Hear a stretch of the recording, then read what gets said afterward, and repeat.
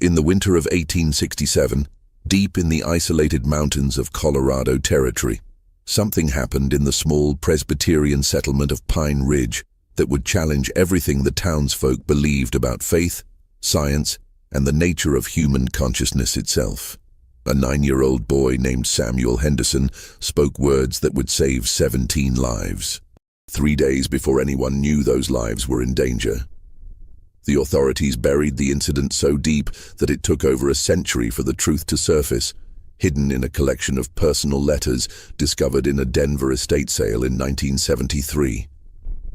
What you're about to hear isn't just another tale of frontier superstition. It's a documented case that medical experts still can't fully explain, involving a child whose mind seemed to operate beyond the boundaries of normal human perception. The boy's predictions were recorded by no fewer than 43 witnesses, including a traveling physician who would later stake his entire career on studying this single case. The Colorado Territorial Archives contain depositions from miners, clergy, and even a U.S. Marshal who investigated claims of fraud, only to conclude that something genuinely inexplicable had occurred in that remote mountain community. Before we continue with the story of Samuel Henderson and the mystery that divided Pine Ridge, this channel isn't for everyone. Only for those brave enough to uncover the darkest secrets of American history. If you're ready to explore mysteries that science still can't solve, hit that subscribe button and let us know in the comments what state you're listening from. Few channels dare to tell the stories we tell here, and if you've made it this far, you're not like most people.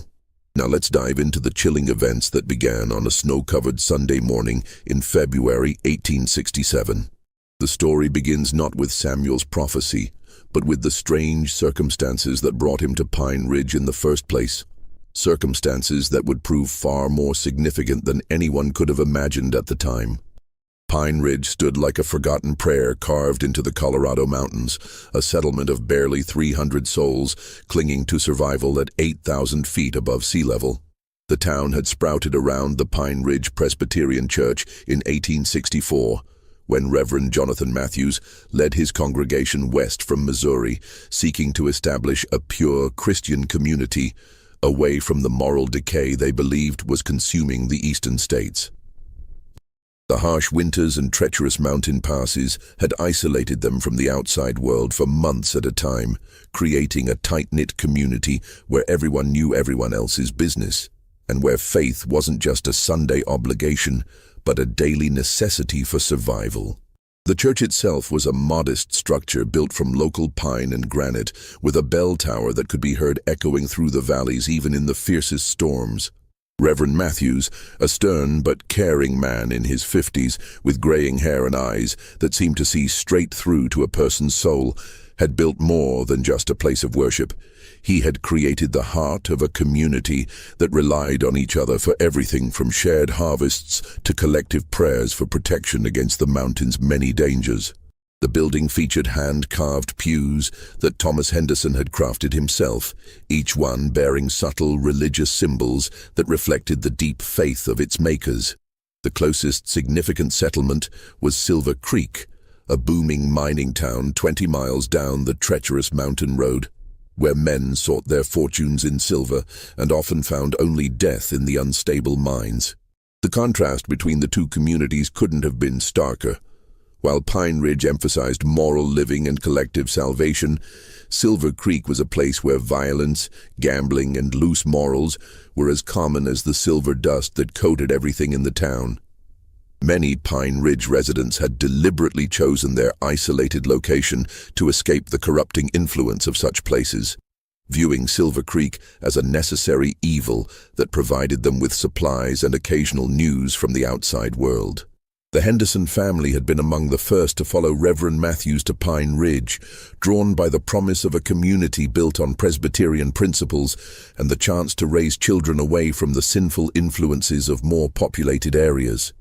Thomas Henderson, a skilled carpenter and devoted Presbyterian, had built many of the town's homes with his own hands, including the parsonage where Reverend Matthews lived and the schoolhouse where the town's children learned their letters alongside their scripture.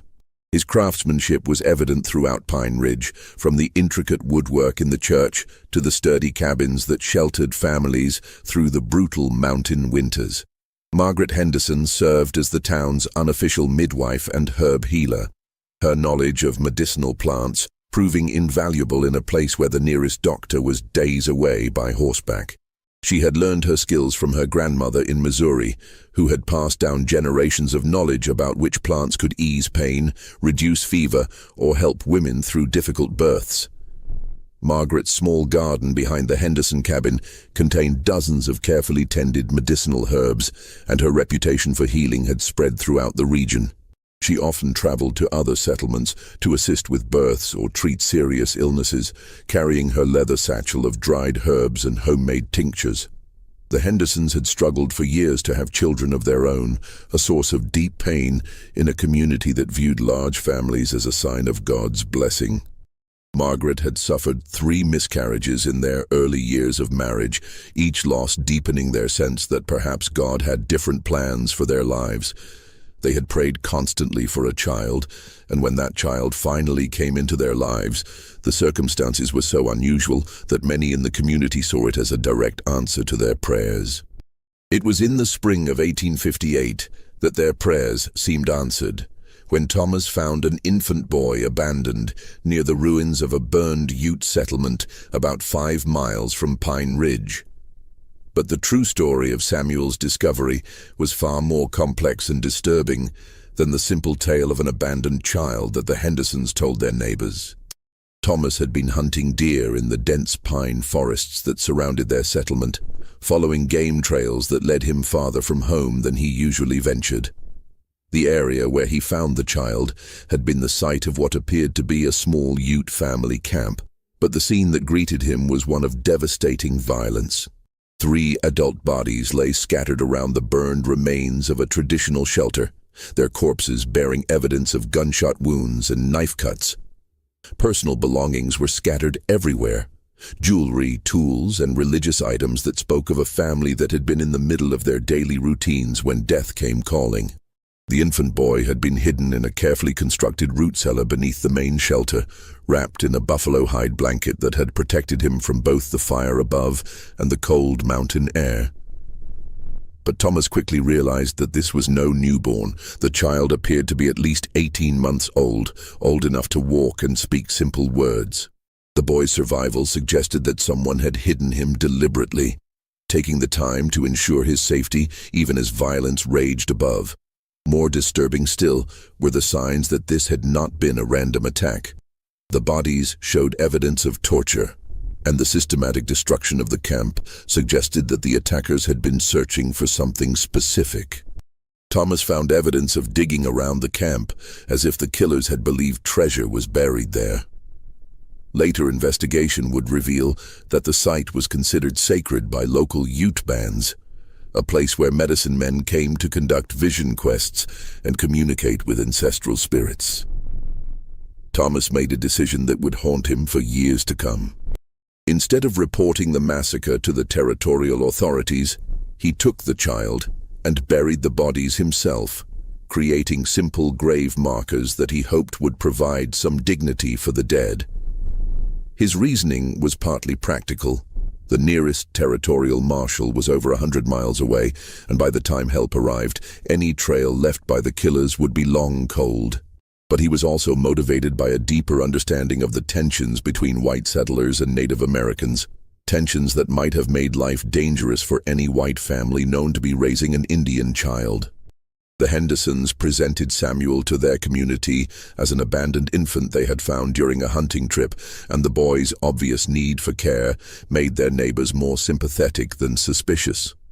In a frontier community where death was common and orphaned children needed homes, the adoption seemed like a natural act of Christian charity.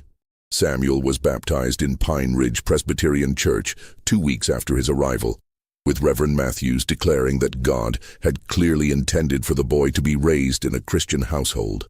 But Samuel's true origins left their mark on him in ways that wouldn't become apparent for years. The trauma of losing his birth family, combined with whatever he had witnessed during those terrible hours in the root cellar, had created deep psychological scars that manifested in unusual ways. He suffered from nightmares that left him screaming in a language that Margaret didn't recognize, and he often seemed to be listening to sounds that no one else could hear. Samuel grew into a serious boy with dark hair and unusually pale green eyes that seemed to take in everything around him. He was small for his age, but possessed an uncanny ability to sense changes in weather, often warning his adoptive parents of approaching storms hours before clouds appeared. The other children found him strange but not unfriendly, and he had a particular gift for finding lost items, a skill that had made him popular among the town's adults. Mrs. Henderson often joked that Samuel had been blessed with spiritual sight, though she never imagined how literally prophetic those words would prove to be. As Samuel grew older, his unusual abilities became more pronounced. He could predict which of Margaret's pregnant patients would have difficult births, and his warnings allowed her to prepare the herbs and equipment needed for complicated deliveries. He seemed to know instinctively which wild animals were dangerous and which were safe to approach, a knowledge that kept him safe during his solitary explorations of the mountain forests. Most remarkably, he could sense when someone in the community was seriously ill, often appearing at their door with Margaret's medicine bag before she had even been summoned. These abilities earned Samuel a reputation as a special child, but they also created a certain distance between him and the other children in Pine Ridge. Parents appreciated his help, but were sometimes unsettled by his intense gaze and his tendency to know things he shouldn't. Samuel seemed aware of this distance and became increasingly withdrawn as he grew older, spending more time alone in the forests around Pine Ridge, where he felt most comfortable. The winter of 1867 had been particularly harsh, with snow falling almost continuously since November. The community had been cut off from Silver Creek for over 2 months, relying on stored provisions and the occasional successful hunting trip. It was during this period of isolation and hardship that the strange tensions in Samuel's background would finally surface in a way that would change everything. February 18th, 1867, dawned clear and bitter cold, with temperatures well below freezing and a wind that cut through the thickest wool like a blade. The night before had brought one of those profound silences that only occur in deep winter at high altitude, when the cold is so intense that even the usual night sounds of the forest are muffled into submission. Thomas Henderson had noticed Samuel's restlessness during the previous evening, the boy pacing their small cabin and staring out at the star-filled sky with an intensity that reminded Margaret of his worst nightmares from early childhood. The Sunday morning service at Pine Ridge Presbyterian had drawn nearly the entire community, as it always did during the harsh winter months when collective warmth and shared faith provided comfort against the mountain's relentless hostility. The small church was packed beyond its normal capacity, with 47 adults and 16 children crowded into pews designed for a smaller congregation. The air inside was thick with the scent of wool clothing, wood smoke from the pot-bellied stove, and the lingering aroma of the pine pitch that Thomas Henderson had used to seal the windows against winter drafts. Reverend Matthews had been delivering a sermon about Job's trials, drawing parallels between the biblical patriarch's sufferings and the hardships faced by their own mountain community. His voice carried the authority of a man who had led his flock through genuine hardship, and his words resonated with people who understood intimately the challenges of maintaining faith in the face of isolation, danger, and material deprivation. The congregation listened with the focused attention of people for whom such sermons weren't merely theological exercises, but practical guidance for daily survival. Samuel Henderson sat in the third pew with his adoptive parents, his pale green eyes fixed on Reverend Matthews with an intensity that several observers would later remember as unusual even for him. Margaret had noticed that morning that Samuel seemed different, more alert and focused than normal, but also somehow distant, as if part of his attention was turned towards something only he could perceive. She had attributed his strange mood to the restless night he had spent. But as the service progressed, she began to sense that something more significant was happening. It was during Reverend Matthew's discussion of Job's faith in the face of inexplicable suffering that Samuel suddenly stood up, his movement so abrupt and unexpected that the wooden pew creaked loudly in the otherwise silent church. But these weren't the confused movements of a child disrupting a service. Samuel rose with a strange dignity and authority that seemed to transform him before the congregation's eyes. "The earth trembles beneath Silver Creek," Samuel said in a voice that seemed to carry an otherworldly authority, his pale green eyes staring straight ahead, as if looking through the church walls into some distant vision. The words came out clearly and precisely, each syllable articulated with a gravity that no 9-year-old should have possessed. "The number 17 shall be spared by the warning of the crow. When the sun reaches its highest point on the 3rd day hence, the mountain shall swallow the greedy, and the silver shall run red with blood." The congregation fell into the kind of profound silence that seems to have weight and substance, broken only by the crackling of wood in the stove and the distant howling of wind through the pine trees outside. Every person in that church would later remember the exact quality of Samuel's voice during those moments, how it seemed to carry harmonics that resonated in their chests, how it commanded attention in a way that bypassed conscious thought and spoke directly to some deeper part of their minds. Samuel continued, his voice taking on a strange cadence that seemed to blend English with sounds that reminded some of the older settlers of the native tongues they'd heard from Ute traders in years past. "Kokopeli Kina, Machetu Wembe." The old spirits remember the sacred places where blood was spilled. 17 souls walking in darkness, but the crow brings light to the shadow places where silver men dig their graves. Margaret Henderson reached instinctively for her son, her motherly concern overriding her amazement at his transformed presence. But Samuel stepped away from her touch as if he couldn't see her, his eyes maintaining their fixed stare toward the front of the church. His body had taken on a rigidity that seemed almost cataleptic, and his breathing had become slow and deep, as if he were in some kind of trance state. The boy's voice dropped to a whisper that somehow carried to every corner of the church, each word seeming to hang in the air with supernatural clarity. Tell the men of the deep places, when the sun stands still in the sky on Wednesday, let no man go beneath the earth. The mountain is hungry, and it remembers the blood that was spilled in the sacred place. It will feed on the children of those who disturbed the sleeping spirits." Then Samuel spoke words that would be remembered and debated for generations. "Wembe natai kishkai." The mountain spirits speak through the child who was born in shadow and raised in light. But the gift comes with a price. Each vision tears a piece from the seer's soul, and the mountain grows hungry for more. Beware, for what was taken from the sacred place will be reclaimed, and the debt will be paid in silver and bone. As suddenly as it had begun, the episode ended. Samuel blinked several times, looked around the church with genuine confusion at all the staring faces, and asked his mother in his normal 9-year-old voice why everyone was looking at him so strangely. He had no memory of what had just occurred, and his immediate concern was whether he had done something wrong to upset the congregation. The reaction was immediate and powerfully divided. Elder Marcus Blackwood, a harsh man in his 60s who had appointed himself the community's moral guardian, stood up and pointed an accusatory finger at Samuel. "That boy speaks with the tongue of heathens," he declared, his voice shaking with either fear or rage. "No Christian child knows such words unless he has been corrupted by savage influences. We must cast out this evil before it spreads to our own children." But Sarah Denton, whose brother worked in the Silver Creek mines, felt a chill of recognition at Samuel's words. She had heard her brother describe the dangerous conditions in the mines, the constant threat of cave-ins and explosions that made every shift a gamble with death.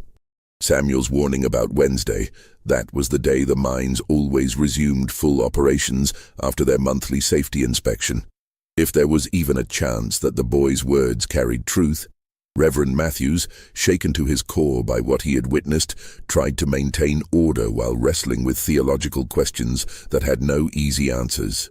Was this divine revelation speaking through an innocent child, or was it something darker and more dangerous? The boy's use of what appeared to be Native American words troubled him deeply, especially given the persistent rumors about Samuel's true origins that had circulated quietly through the community for years. Old Willem Strauss, who had spent 40 years in mining camps throughout the Colorado Territory, felt a different kind of recognition stirring in his memory. Some of the words Samuel had used sounded familiar, fragments of Ute language he had learned during his early days in the territory. The boy had spoken of the sacred place where blood was spilled, and Willem knew of such places. Sites where conflicts between miners and Native Americans had left lasting scars on the landscape and, according to Ute beliefs, on the spiritual realm as well. Dr.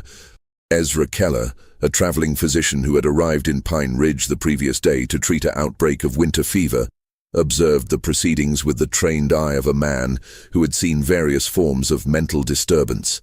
But Samuel's episode didn't fit any of the patterns he recognized from his medical training.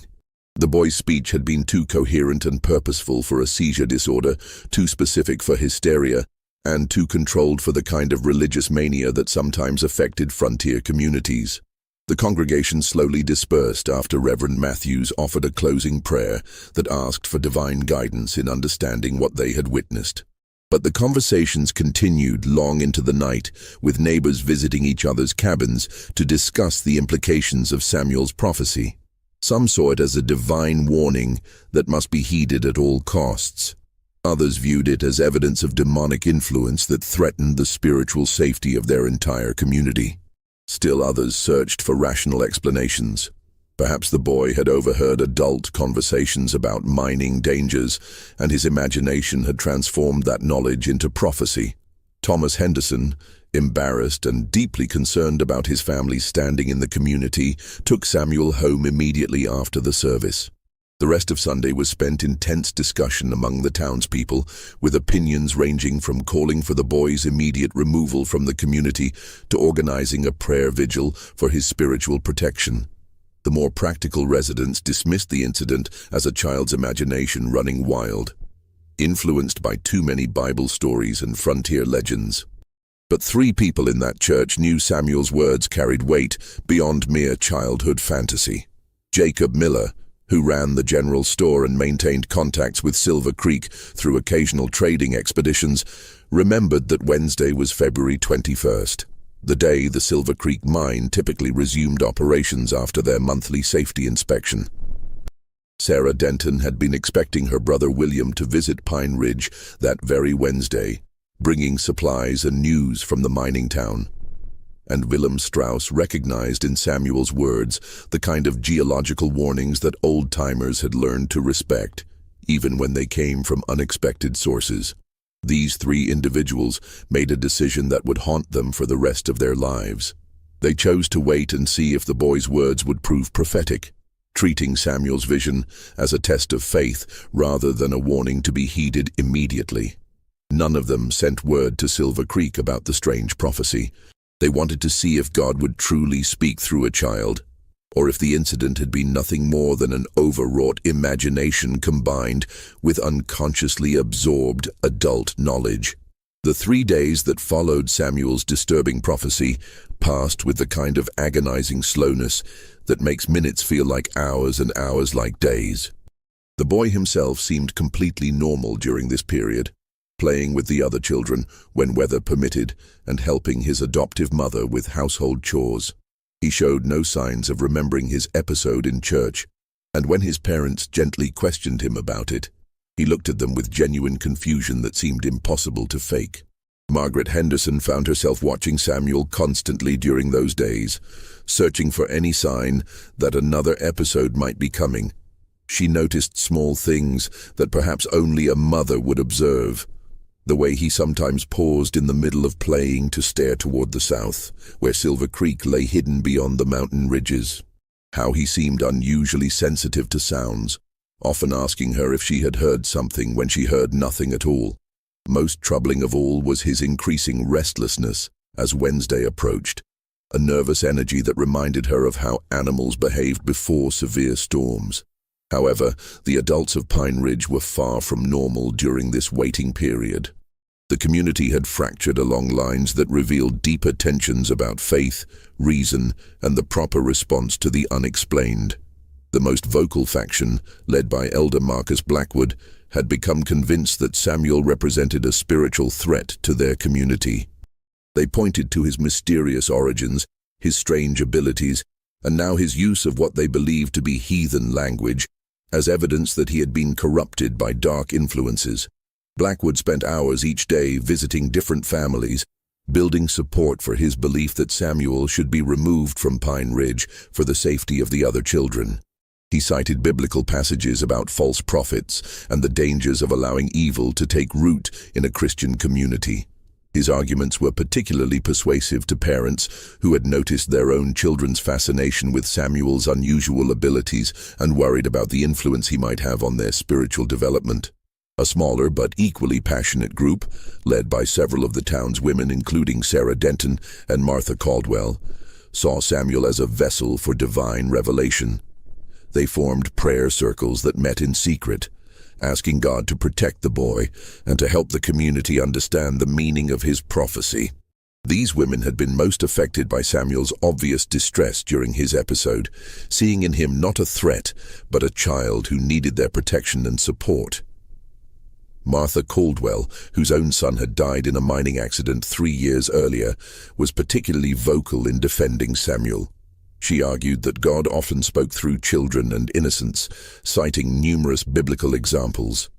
Her passionate defense of the boy was partly motivated by her own grief and her desperate hope that perhaps divine intervention could prevent other families from experiencing the loss she had endured.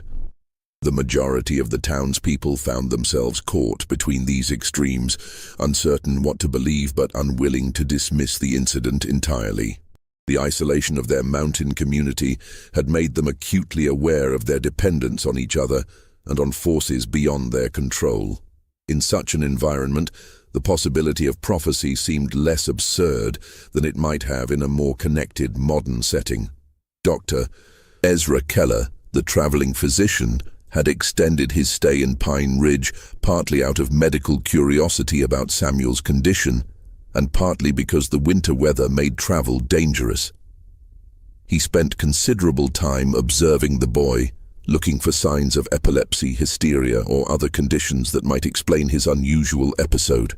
But Samuel appeared to be in perfect health, showing none of the telltale signs of neurological disorder that Keller had learned to recognize during his medical training. Keller's observations did reveal some interesting details about Samuel's background. The boy showed unusual knowledge of plant medicines and natural remedies, often helping his adoptive mother prepare treatments for sick neighbors. He possessed an uncanny ability to predict weather changes, often warning of storms hours before they arrived. Most intriguingly, he seemed to have an instinctive understanding of human nature, often knowing when adults were upset or worried even when they tried to hide their emotions. Reverend Matthews spent those 3 days in intense prayer and contemplation, studying his Bible for guidance on how to handle what might be divine revelation or demonic deception. He visited the Henderson family each day, observing Samuel carefully for any signs of spiritual disturbance or unusual behavior. The boy seemed utterly ordinary during these visits, perhaps quieter than usual, as if sensing the tension around him, but showing no trace of the otherworldly presence that had manifested in church. The Reverend's theological training had not prepared him for a situation like this. Presbyterian doctrine emphasized the importance of Scripture and reason in spiritual matters, but it also acknowledged that God could work in mysterious ways. Matthews found himself torn between his intellectual skepticism and his growing sense that something genuinely supernatural might be occurring in his community. Thomas Henderson, meanwhile, had begun his own quiet investigation into Samuel's prophecy and its possible meanings. He was a practical man who preferred facts to speculation, and he decided to learn more about the circumstances of Samuel's discovery and the history of the area where the boy had been found. This investigation would prove far more revealing than he had expected. Through careful questioning of older residents and traders who had known the area before Pine Ridge's establishment, Thomas began to piece together a more complete picture of the site where Samuel had been discovered. The location had been known to local Ute bands as a sacred place where their medicine men went to seek visions and commune with ancestral spirits. The small family group that had been killed there had not been random travelers, but rather guardians of the site, people who had been entrusted with maintaining its spiritual significance. The attack that had destroyed Samuel's birth family had been carried out by a group of prospectors who believed the Native Americans were hiding gold or silver in the area. Local rumors suggested that these men had tortured their victims, trying to force them to reveal the location of imaginary treasure. When no treasure was found, the prospectors had killed everyone and burned the camp to cover their tracks. Only Samuel had survived, hidden in the root cellar by someone who had given their life to protect him. This information cast Samuel's prophecy in a different and more troubling light. The boy's warnings about Silver Creek might not be supernatural at all, but rather some kind of inherited memory or unconscious knowledge passed down from his birth family.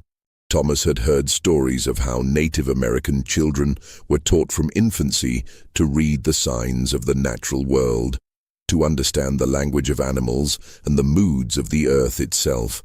But Thomas's growing rational explanation for his son's behavior would prove inadequate when he learned more about the specific site where Samuel had been found. The location was not just any sacred place, but rather a site specifically associated with prophecy and vision-seeking. According to Ute tradition, children born at such sites often possessed unusual abilities, gifts that allowed them to see beyond the normal boundaries of time and space. More disturbing still was what Thomas learned about the timing of the attack that had orphaned Samuel. It had occurred in late spring of 1858, just as several mining claims in the Silver Creek area were being established. The prospectors who had killed Samuel's family had been working for investors who would later become the owners of the Silver Creek mine. The connection between Samuel's traumatic past and his prophecy about mining disaster seemed too specific to be mere coincidence. As Wednesday morning approached, Thomas found himself facing an impossible decision. Should he trust in his son's supernatural gift and send a warning to Silver Creek, risking ridicule and potentially dangerous accusations of fraud? Or should he maintain silence and hope that the boy's words had been nothing more than the product of an overwrought imagination combined with unconsciously absorbed knowledge about mining dangers? The decision would ultimately be taken out of his hands by events that none of them could have predicted. Wednesday, February 21st, 1867, dawned with the kind of pristine mountain clarity that made distant peaks seem close enough to touch, and every sound carry for miles through the thin air. The sun climbed steadily through a cloudless sky, creating exactly the kind of perfect stillness Samuel had described when he spoke of the sun standing still in the sky. As the morning progressed, several Pine Ridge residents found themselves checking their pocket watches obsessively, calculating when the sun would reach its highest point and wondering if they were about to witness the fulfillment of a 9-year-old boy's impossible prophecy. Jacob Miller had spent the most restless night of his life, torn between his practical nature and a growing conviction that Samuel's warning needed to be taken seriously. The storekeeper had built his reputation on careful judgment and measured responses to crisis, but something about the boy's prophecy had shaken his usual confidence. He found himself standing in his store as dawn broke, staring toward the mountain path that led to Silver Creek and wrestling with a decision that seemed to have no clearly right answer. Miller's practical concerns were numerous and valid. The 20-mile journey to Silver Creek was dangerous even in good weather, requiring travel over narrow mountain passes where a single misstep could send horse and rider plummeting into ravines, hundreds of feet deep. The recent heavy snows had made the path even more treacherous, and Miller knew that attempting the journey alone would be foolhardy. But sending someone else to deliver a warning based on a child's vision seemed equally irresponsible, especially if that person was injured or killed making the attempt. More troubling still were the potential consequences of interfering with Silver Creek's mining operations. The mine was owned by the Denver Silver Company, a powerful organization with connections to territorial government and federal mining interests. False warnings about mine safety could be interpreted as sabotage or fraud, carrying legal penalties that could destroy not just Miller, but the entire Pine Ridge community.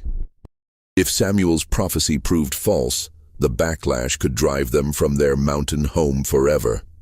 But Miller also remembered his own experiences in mining country, the sudden collapses and explosions that could kill dozens of men in seconds.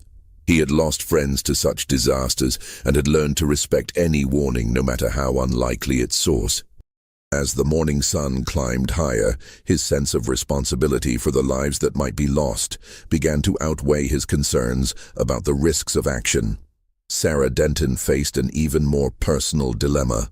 Her brother William worked as a shift foreman at the Silver Creek mine, and she knew he would be underground that Wednesday, leading the first full crew back into the depths after their monthly safety inspection.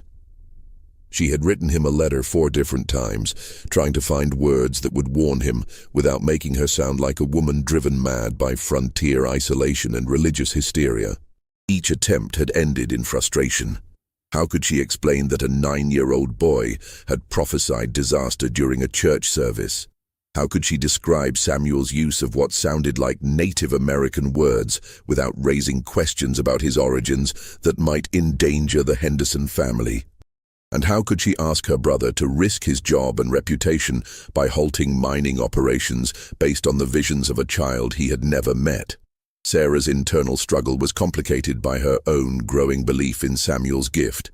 She had watched the boy for years, noting his uncanny ability to predict weather changes and sense when people in the community were ill or in distress. She had seen him find lost items in places where no one else had thought to look, and she had witnessed his almost supernatural understanding of animal behavior and natural phenomena. If Samuel truly possessed some kind of prophetic ability, then her brother's life might depend on whether she could find the courage to act on that belief. Old Willem Strauss, however, had already made his decision. The 73-year-old prospector had survived cave-ins in Pennsylvania, Colorado, and Nevada by learning to trust his instincts about underground dangers, even when those instincts seemed to contradict practical logic. Something about Samuel's prophecy had resonated with his decades of mining experience, triggering warning bells that he had learned never to ignore. Willem had spent the night preparing for what he knew would be the most dangerous journey of his life. His arthritis made mounting a horse painful, and his aging eyes made navigating treacherous mountain paths risky even in good conditions. But he had loaded his saddlebags with emergency supplies and written letters to be delivered to his relatives in case he didn't return. By dawn, he was ready to attempt what Miller and Sarah Denton had only considered, a desperate race to Silver Creek to deliver a warning that might save lives, or might mark him as a dangerous madman. The old prospector set out from Pine Ridge just as the sun cleared the eastern peaks, riding his sturdy mountain horse along the narrow trail that wound through pine forests and across precipitous passes. The path was treacherous under the best conditions, requiring constant attention to avoid loose rocks, hidden ice patches, and sections where winter storms had washed away portions of the trail entirely. Willem knew he was racing against time in more ways than one. Not only did he need to reach Silver Creek before Samuel's predicted noon disaster, but he also needed to arrive early enough to convince the mine supervisors to take his warning seriously. The journey normally took 6 hours in good weather, but the recent snows and Willem's own physical limitations made the trip even more challenging. His horse, a reliable mare named Constance, who had carried him through many dangerous situations, seemed to sense the urgency of their mission and picked her way carefully but steadily along the treacherous path. Meanwhile, back in Pine Ridge, Samuel Henderson was experiencing something that would later be described in medical journals as post-episodic anxiety. Though he had no conscious memory of his prophecy, his body seemed to remember the stress and trauma of the event. He was restless and irritable, unable to concentrate on his usual activities and asking his mother repeatedly about the time. Margaret Henderson found herself torn between comforting her son and fighting her own growing dread about what the day might bring. Samuel's behavior during those morning hours was observed by several neighbors who would later provide detailed accounts to investigators. Mrs. Agnes Caldwell noted that the boy seemed to be listening to sounds that no one else could hear, often pausing in his activities to cock his head toward the south, where Silver Creek lay hidden beyond the mountain ridges. Dr. Keller observed that Samuel's pupils were dilated and his pulse elevated, symptoms that might indicate either illness or extreme stress. Most unsettling of all was Samuel's increasing verbalization of his anxiety. Though he couldn't remember his prophecy, he began speaking about the men in the dark places and expressing worry about people he claimed to see in his mind. "They're going too deep," he told his mother during the late morning hours. "The mountain doesn't want them there. Something bad is waiting in the deep places." Margaret Henderson tried to calm her son with household tasks and familiar routines, but Samuel seemed incapable of focusing on anything except his mysterious concerns about unknown people in underground locations.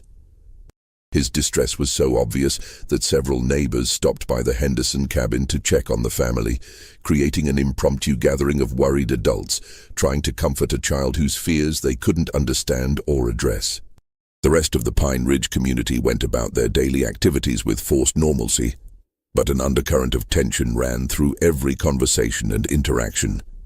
Children were kept closer to home than usual, as if their parents feared that whatever had affected Samuel might be contagious.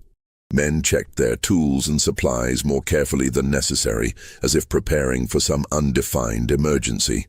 Women gathered in small groups, ostensibly for quilting or cooking, but actually to share their fears and speculations about what the day might bring. Dr. Keller spent the morning making detailed observations of the community's collective state of mind, noting how a single unexplained event had created ripple effects throughout the social fabric of Pine Ridge. His medical training had taught him about mass hysteria and collective delusions. But what he observed in Pine Ridge didn't fit those patterns. Rather than feeding on each other's fears, the community members seemed to be struggling individually with questions about faith, reason, and the nature of reality itself. As the sun climbed toward its zenith, even the most skeptical residents found themselves glancing frequently toward the south and listening for sounds that might carry news from Silver Creek. The normal activities of the settlement, children playing, axes chopping wood, the blacksmith's hammer ringing against heated metal, seemed muted and distant. A strange quiet had settled over Pine Ridge, as if the entire community was holding its breath and waiting for something that none of them could clearly define. At exactly 23 minutes past noon, according to Thomas Henderson's carefully calibrated pocket watch, the earth moved. It wasn't a traditional earthquake. The residents of Pine Ridge had experienced those before, and they knew the rolling, wave-like motion of true seismic activity. This was different. A sudden, sharp jolt that seemed to come from deep underground, followed by a low rumble that echoed through the mountains for nearly 30 seconds. Windows rattled in their frames, dishes fell from shelves, and several people were knocked off their feet, but no significant structural damage occurred in Pine Ridge itself. The sound, however, was unmistakable to anyone who had spent time in mining country. It was the sound of a mountain falling in on itself, of millions of tons of rock and earth shifting suddenly into spaces that had been carved out by human hands. It was the sound of a mine collapse, and it had come from the direction of Silver Creek. Samuel Henderson, who had been pacing restlessly around his family's cabin all morning, suddenly stopped moving and stood perfectly still for nearly a minute. Then, in a voice that was his own, but carried an echo of the authority that had possessed him 3 days earlier, he said, 17 are safe. The crow brought them to the light. But 23 sleep now in the mountain's belly, and their silver dreams have turned to stone. This time, Samuel retained some memory of his words, though he couldn't explain why he had spoken them or what they meant. The specific numbers, 17 and 23, would prove to be accurate to the very last person, but no one in Pine Ridge would learn this for several agonizing hours. The hours following the distant collapse were filled with a terrible mixture of vindication and horror that left the Pine Ridge community reeling. Samuel's prophecy had been proven accurate in the most dramatic way possible, but the implications of that accuracy were too overwhelming for most people to process rationally. If the boy had truly foreseen the disaster, how many lives might have been saved if they had acted more decisively on his warning? And if he possessed such abilities, what did that mean for their understanding of faith, science, and the nature of human consciousness itself? The first concrete news came not from Silver Creek, but from an unexpected source. Around 4 o'clock that afternoon, a lone rider appeared on the mountain trail leading to Pine Ridge, moving at a speed that suggested either urgent news or mortal danger. The horseman proved to be Deputy Marshal Franklin Curtis from the territorial capital, who had been traveling to investigate reports of claim jumping in the Silver Creek area when the mine collapse occurred. Curtis brought news that confirmed everyone's worst fears. The Silver Creek mine had suffered a catastrophic collapse that had trapped dozens of workers underground. The main shaft and 2 secondary tunnels had caved in completely, burying the mine's central operations under thousands of tons of rock and debris. Rescue efforts were underway, but the extent of the damage made recovery of survivors unlikely. More importantly for Pine Ridge, Curtis reported that an old prospector named Willem Strauss had arrived at Silver Creek just before the collapse, with a warning about potential danger. Strauss had convinced the mine supervisors to evacuate 17 workers from the most dangerous sections of the mine, and these men had been safely above ground when the disaster struck. However, 23 other workers had been too deep in the tunnels to reach in time, and they were presumed dead. The deputy marshal's news hit the Pine Ridge community like a physical blow. Samuel's prophecy had been accurate, down to the exact numbers of survivors and casualties, a precision that seemed impossible for anyone to achieve through mere guesswork or environmental sensitivity. The boy had not only predicted the timing and nature of the disaster, but had somehow known the exact human cost it would exact. Curtis had come to Pine Ridge specifically to question Willem Strauss about his warning and its source, having learned from Silver Creek residents that the old prospector had come from the mountain settlement with advanced knowledge of the collapse. The deputy marshal's investigation would prove to be the first of many official inquiries into what had become known as the Pine Ridge Prophet case. Willem Strauss himself had not returned by nightfall, and his absence created another layer of anxiety for the already shaken community. Deputy Curtis reported that the old man had been injured in the collapse, not seriously, but enough to require medical attention and prevent him from making the dangerous return journey immediately. The deputy had promised to send word about Willem's condition as soon as possible, but communication between Silver Creek and Pine Ridge was difficult under the best circumstances. The implications of Willem's heroic journey began to sink in as the community processed the day's events. The old prospector had risked his life to deliver a warning based solely on a 9-year-old boy's vision, and that decision had saved 17 lives. Without Samuel's prophecy and Willem's courage to act on it, the death toll from the mine collapse would have been 40 instead of 23. The mathematical precision of Samuel's prediction had transformed him from a possibly disturbed child into something approaching a genuine prophet. But the confirmation of Samuel's abilities also brought new fears and questions that the community was ill-equipped to handle. If the boy could foresee mining disasters, what other tragedies might he predict? And perhaps more troubling, what if his visions showed events that couldn't be prevented, only witnessed? The weight of such knowledge seemed too heavy for a child to bear, and many residents began to worry about the psychological toll that prophetic abilities might exact on Samuel himself. Dr. Keller found himself in the unprecedented position of trying to provide medical explanations for phenomena that seemed to transcend normal human capabilities. His examination of Samuel after the mine collapse revealed some interesting physiological details. The boy's pulse and blood pressure had returned to normal levels after the collapse occurred, as if some internal tension had been released. His pupils were no longer dilated, and his previous restlessness had been replaced by a profound exhaustion that suggested his body had been under severe stress during the preceding days. More intriguingly, Samuel seemed to have retained more memory of his second prophetic episode than he had of the first. He could remember speaking about 17 and 23 people, though he couldn't explain why those numbers had seemed important or how he had known them. He also recalled feeling relieved after the earth shook, as if some burden had been lifted from his shoulders. The community's reaction to these developments was complex and often contradictory. Those who had initially supported Samuel found their faith in his abilities vindicated, but also discovered that having a genuine prophet in their midst was more unsettling than comforting. The weight of moral responsibility that came with access to prophetic knowledge was something none of them had anticipated or prepared for. Elder Blackwood and his faction, who had viewed Samuel as a spiritual threat, found their position complicated by the undeniable accuracy of his prophecy. They couldn't argue that the boy had been wrong or that his vision had been the product of delusion, but they also couldn't accept that God would choose to speak through a child of unclear origins who used what they believed to be heathen language.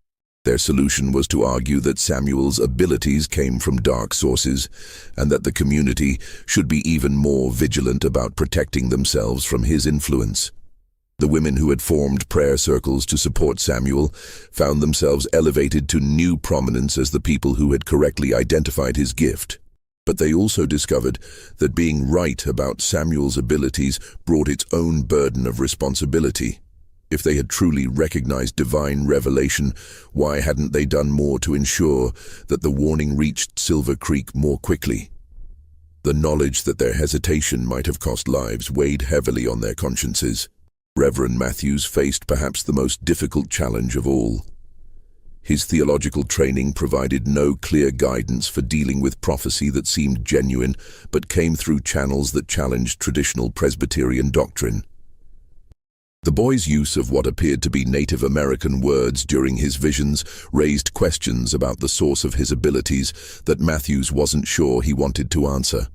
Was this divine revelation filtered through the boy's unusual background, or was it something else entirely? The Reverend spent long hours in prayer and study, trying to find biblical precedents for Samuel's situation. He found numerous examples of God speaking through unexpected messengers, but he also found warnings about false prophets and the dangers of accepting supernatural claims without careful discernment. The accuracy of Samuel's mind prediction made dismissal impossible, but acceptance carried implications that could reshape the community's entire understanding of faith and revelation. Thomas and Margaret Henderson found themselves at the center of attention in ways that made them deeply uncomfortable. Neighbors who had previously treated Samuel as just another child now looked at him with a mixture of awe and fear that clearly disturbed the boy. Visitors began arriving from other settlements, drawn by rumors of the prophet child and seeking their own supernatural guidance or simply satisfying their curiosity about the unusual case. The Hendersons also faced increasingly persistent questions about Samuel's origins and background. The boy's use of Native American words during his prophetic episodes had revived old rumors and suspicions about the circumstances of his adoption. Thomas found himself repeatedly questioned about exactly where and how he had found Samuel, with some questioners clearly hoping to uncover evidence of supernatural influences in the boy's past. Most troubling of all was Samuel's own reaction to his newfound status. The 9-year-old seemed to understand that something fundamental had changed in how people viewed him, and he didn't like the transformation. He became more withdrawn and anxious, often asking his adoptive parents if he had done something wrong to make people afraid of him. The weight of adult expectations and fears was clearly affecting a child who simply wanted to play with his friends and help his family without being treated as something supernatural or dangerous. As news of the Pine Ridge prophet spread beyond the immediate region, the community began to receive visits from people with various agendas. Some came seeking prophetic guidance for their own problems. Others arrived to investigate claims of fraud or deception. Still others hoped to exploit Samuel's abilities for financial gain or public notoriety. Each new arrival brought fresh complications and forced the Hendersons to become increasingly protective of their son's privacy and well-being. The pressure was building toward a crisis that would test not only Samuel's abilities, but also the community's capacity to handle the consequences of harboring a genuine prophet. The answer would come sooner than anyone expected, in the form of a visitor whose arrival would change everything once again. The crisis that would define Samuel Henderson's legacy arrived on Sunday, February 25th, exactly 1 week after his initial prophecy, in the person of Dr. Harrison Blake, a Denver physician whose interest in neurological disorders had been sparked by garbled reports of the prophet boy making their way through Colorado Territory's medical community. Dr. Blake was a man of science in the purest sense, someone who believed that every phenomenon, no matter how seemingly supernatural, could be explained through careful observation and rational analysis. His arrival in Pine Ridge represented a collision between faith and science that would leave no one unchanged. Dr. Blake had traveled to Pine Ridge with a bag full of primitive medical instruments and a head full of theories about epilepsy, hysteria, and the effects of high altitude on developing brains. He was particularly interested in cases where religious communities had attributed supernatural powers to individuals who might actually be suffering from undiagnosed neurological conditions. His preliminary research into Samuel's case had convinced him that he was dealing with either deliberate fraud or an interesting example of how brain disorders could manifest in ways that seemed prophetic to unsophisticated observers. The doctor's arrival coincided with the return of Willem Strauss, who had finally recovered sufficiently from his injuries to make the journey back to Pine Ridge. The old prospector brought with him a first-hand account of the mine collapse that provided disturbing new details about the accuracy of Samuel's prophecy. According to Willem, the boy's prediction had been correct not just in its timing and general nature, but in specific details that seemed impossible for anyone to have known in advance. Willem reported that Samuel's mention of "the crow brings light to the shadow places" had proven literally accurate. A dead crow had been found at the entrance to the mine's most dangerous tunnel, a section that hadn't been used in months, but was scheduled to be reopened on the day of the collapse. The tunnel's reopening had been part of an expansion plan that was known only to the mine's supervisors and a few senior workers, information that no one in Pine Ridge should have possessed. Even more unsettling was the accuracy of Samuel's phrase about silver running red with blood. The mine collapse had ruptured an underground stream that now flowed red with iron oxide through the ruins, creating exactly the visual described in the boy's prophecy. Willem had also confirmed that Samuel's use of Ute words during his vision had been authentic, phrases that meant "the mountain remembers" and "death sleeps in the deep places." Words that the old prospector recognized from his early mining days when he had worked alongside Native American guides. Dr. Blake listened to these accounts with the skeptical attention of a trained scientist, looking for inconsistencies or evidence of embellishment that might explain away the seemingly supernatural elements of Samuel's predictions.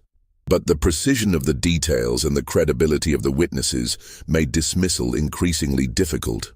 He decided that a direct examination of the boy was necessary to determine whether Samuel was a genuine medical anomaly or simply a clever fraud, supported by a community invested in believing in miracles. The doctor's opportunity came during the Sunday morning service, when Samuel experienced another prophetic episode that was even more dramatic and specific than his previous visions. The church was packed beyond capacity with visitors who had come to witness the famous prophet child, creating an atmosphere of expectation and tension that seemed to affect everyone present. Samuel had seemed normal throughout the week following the mine collapse confirmation, showing no signs of the otherworldly presence that had possessed him during his prophecies. But as Reverend Matthews began his sermon, the boy once again stood up with that strange dignity and authority that transformed him before the congregation's eyes. This time, however, Samuel's words were different, more personal and more terrifying than his previous predictions. Instead of speaking about distant disasters, he began addressing individuals in the congregation directly, describing events from their private lives that he couldn't possibly have known through normal means. His voice carried the same otherworldly authority as before, but now it was focused with laser-like precision on the secrets and hidden shames of the people around him. "Mrs. Elizabeth Carmichael," Samuel said, his pale green eyes fixing on a middle-aged woman in the fourth pew. "The baby you lost last December was not taken by fever, as you told your neighbors. The child was born too early because of the medicines you took, the herbs you gathered in secret to prevent the birth. God sees your grief, but he also sees your guilt. Mrs. Carmichael's face went white as chalk, and she began to shake violently. The secret Samuel had revealed was one she had shared with no one, not even her husband. She had indeed used abortifacient herbs during her pregnancy, desperate to avoid having another child in their already struggling household. When the pregnancy ended in miscarriage, she had told everyone that fever had taken the baby, carrying her guilt alone for months. Samuel continued, turning his attention to a young man near the back of the church. "Peter Atwood, the gambling debts you have hidden from your family will bring violent men to this place within the fortnight. They seek not just money, but blood. And your shame will endanger innocent lives. The cards have marked you for death, and death follows you home." Peter Atwood, a 19-year-old who worked as a hunting guide for visiting prospectors, turned pale and began looking frantically around the church as if expecting armed men to burst through the doors. His gambling problem was known to his creditors in Silver Creek, but was a secret he had desperately kept from his family and community. The threat of violence was real. He owed money to people who had killed over smaller debts. But it was Samuel's words to Dr. Blake himself that created the most chilling moment of the entire episode. The boy turned his otherworldly gaze directly on the physician and spoke in a voice that seemed to carry echoes of ancient judgment. "Dr. Harrison Blake," Samuel said, each word falling like a stone into the absolute silence of the church. "You have come here seeking to explain away God's mysteries with your instruments and theories. But you carry your own darkness, Doctor. The patients in Denver who trusted you with their minds and souls. How many died under your experimental treatments? How many suffered because you valued knowledge more than healing? You seek to cage the eagle's flight, but some mysteries are meant to remain hidden. Beware the price of knowledge, Doctor, for the mountain sees all debts and demands payment in kind. Doctor." Blake felt as if the boy's words had physically struck him. The reference to his experimental treatments was devastating in its accuracy. Blake had indeed been conducting unauthorized experiments on patients in Denver, testing theories about brain stimulation and neurological manipulation that had resulted in at least one death and several cases of permanent mental damage. These experiments were his most closely guarded secret, known only to him and carefully concealed from medical colleagues and authorities. But Samuel wasn't finished with his revelations. Turning back to address the entire congregation, he spoke about his own origins in terms that provided the most chilling revelations yet. "The child who speaks to you now was born in the shadow of the sacred mountain, in the place where the old spirits dwell," Samuel said, his voice taking on those same Ute inflections that had marked his previous prophecies. "The blood that flows in his veins carries the memory of the medicine workers, the seers who read the mountain's moods and spoke with the voices of the ancestors. But this gift comes with a terrible price. Each vision tears away a piece of the seer's soul, and the mountain grows hungry for more." Samuel then revealed details about his discovery that Thomas Henderson had never shared with anyone. He described hiding in the root cellar while his birth family was tortured and killed above him, spoke of the sacred ceremonies he had witnessed before the attack, and explained how the trauma had locked away his inherited abilities until stress and isolation had finally broken through the protective barriers his young mind had constructed. "The old ways remember," Samuel continued, his voice now carrying harmonics that seemed to resonate from the church walls themselves. "The mountain spirits speak through the child who was marked by blood and raised in the light of the Christian God. But the gift is borrowed, not given, and the debt grows larger with each use. Soon the mountain will call in its debts, and the price will be measured in more than silver and stone." The episode reached its climax when Samuel made a prediction that would prove to be his most accurate and most tragic. Looking directly at Dr. Blake, he spoke words that would haunt the physician for the rest of his life. The man of science seeks truth through suffering, but truth has its own appetite for pain. Before the moon grows dark again, Doctor, you will face a choice between knowledge and mercy.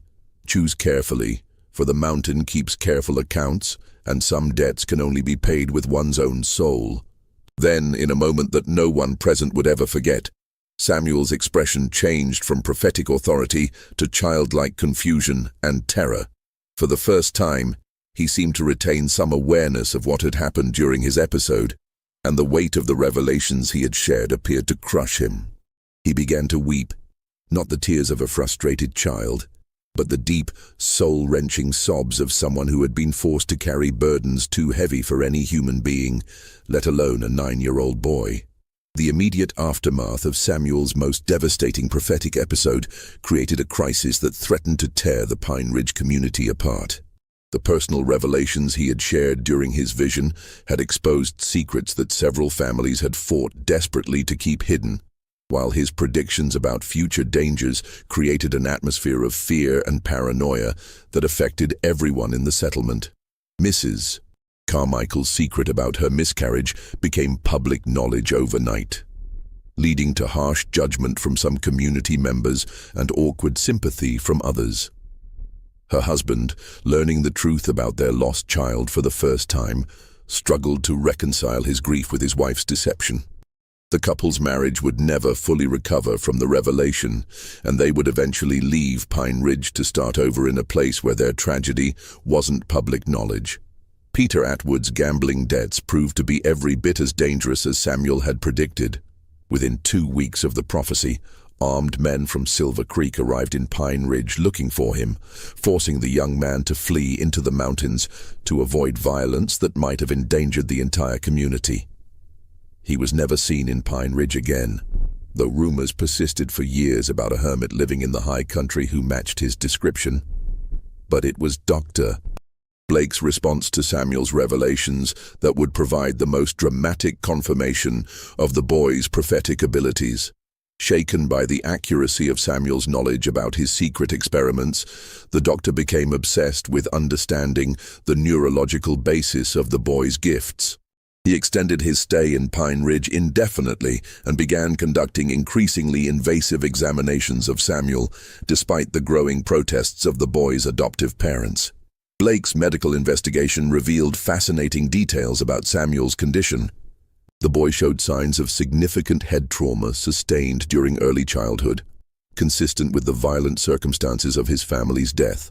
More intriguingly, his brain seemed to have developed unusual neural pathways that might account for his extraordinary sensitivity to environmental stimuli. Blake theorized that Samuel's prophetic abilities were the result of his brain's remarkable capacity to process subtle information about geological activity, human behavior, and environmental changes in ways that appeared supernatural but were actually hyper-evolved survival mechanisms. The doctor's examination also revealed that Samuel's episodes were taking a severe physical toll. Each prophetic vision seemed to drain the boy's energy and leave him in a state of profound exhaustion that lasted for days. More troubling still were signs that the episodes were becoming more frequent and more intense, suggesting that Samuel's abilities might be spiraling beyond his control.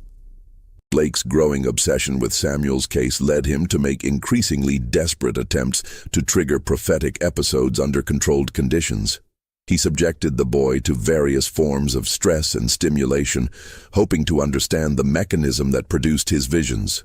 These experiments, conducted despite the protests of Thomas and Margaret Henderson, would prove to be the fulfillment of Samuel's prophecy about the doctor facing a choice between knowledge and mercy.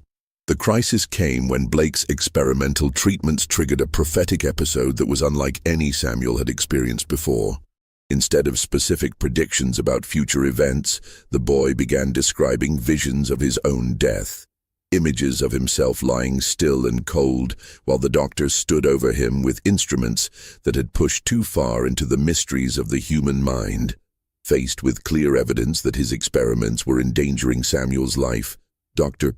Blake was forced to confront the moral implications of his obsession with scientific knowledge. The boy's prophecy about choosing between knowledge and mercy had come true with devastating accuracy, and Blake realized that his pursuit of understanding had led him to the brink of destroying the very phenomenon he sought to explain. The doctor's final report, submitted to the Colorado Territorial Medical Association after he left Pine Ridge, concluded that Samuel Henderson represented a unique case of neurological adaptation to extreme trauma. Blake theorized that the boy's prophetic abilities were the result of brain damage combined with inherited knowledge from his Native American heritage, creating a form of consciousness that could process environmental information in ways that seemed supernatural but were actually the product of extraordinary neural development.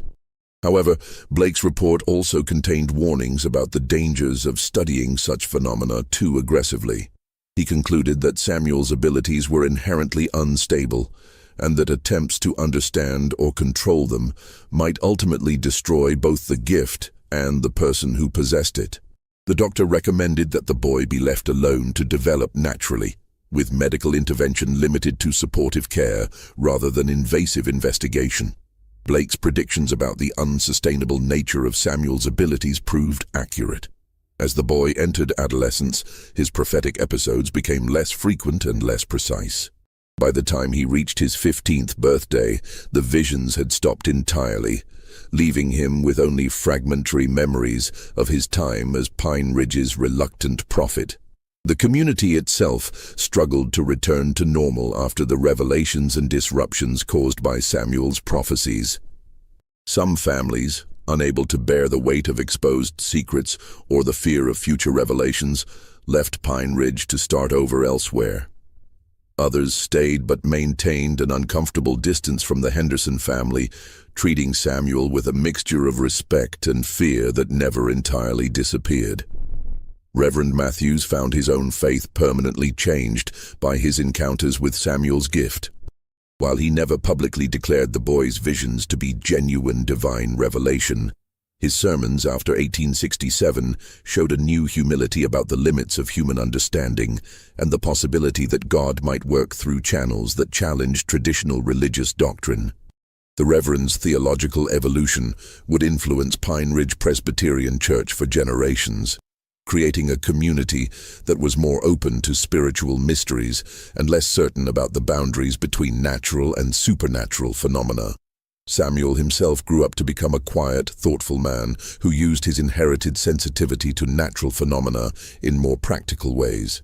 He became a respected surveyor and mapmaker, helping to chart the Colorado mountains with an accuracy that reflected his unusual ability to read the land's hidden features.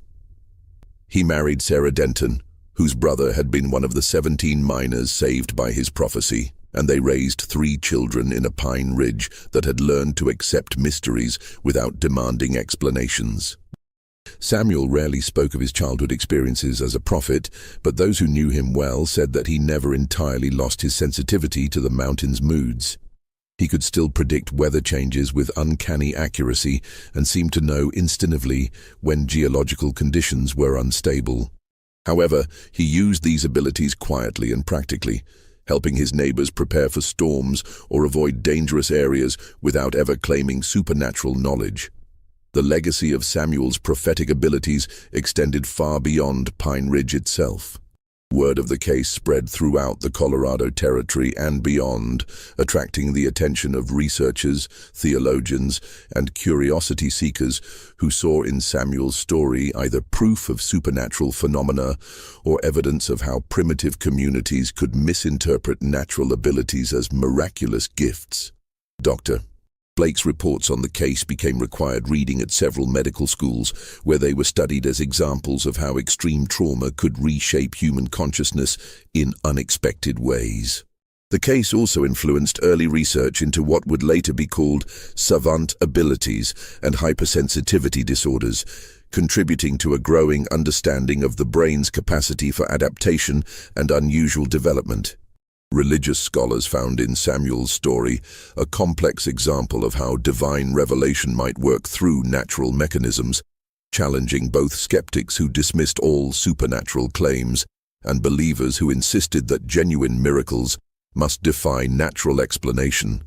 The boy's use of Native American spiritual concepts during his Christian prophetic episodes became a subject of particular interest to theologians studying the intersection of different religious traditions. But perhaps the most lasting impact of Samuel Henderson's story was its effect on the Pine Ridge community itself. The experience of harboring a genuine prophet, with all the wonder and terror that entailed, left the settlement forever changed. Generations of Pine Ridge residents would grow up with a deep respect for mystery and an understanding that the boundary between natural and supernatural might be far thinner than most people imagined. The mine collapse that Samuel had predicted became a permanent reminder of the price of dismissing warnings, no matter how unlikely their source. The Silver Creek mine was never reopened, partly because of the extensive damage, but also because of a persistent belief among miners that the site had been cursed by the boy's prophecy. The ruins became a monument to the 23 men who had died there, and a reminder that some knowledge comes at too high a price to ignore. In the end, the mystery of Samuel Henderson's prophetic abilities raises questions that extend far beyond the specific circumstances of his case. How many other children throughout history have possessed similar gifts, only to have their warnings dismissed as imagination or madness? What combination of trauma, genetics, and environmental factors might create the kind of consciousness that seems to transcend normal human limitations? And perhaps most importantly, what responsibilities do communities bear when confronted with individuals who claim knowledge that seems impossible but proves to be true? The story of Samuel Henderson reminds us that the line between the natural and supernatural may be far more permeable than our scientific and religious institutions are comfortable acknowledging. Whether we choose to see divine intervention, evolutionary adaptation, or neurological anomaly in Samuel's abilities may say more about our own need for certainty than about the true nature of human consciousness and its hidden possibilities. This mystery shows us that truth often lies not in the easy answers we prefer, but in the uncomfortable questions that force us to confront the limits of our understanding. Samuel Henderson's story challenges us to remain open to possibilities that transcend our current knowledge while maintaining the critical thinking necessary to distinguish between genuine phenomena and wishful thinking. What do you think of Samuel Henderson's story? Do you believe his abilities were the result of brain trauma and environmental sensitivity, or do you think something more mysterious was at work in that isolated Colorado mountain community?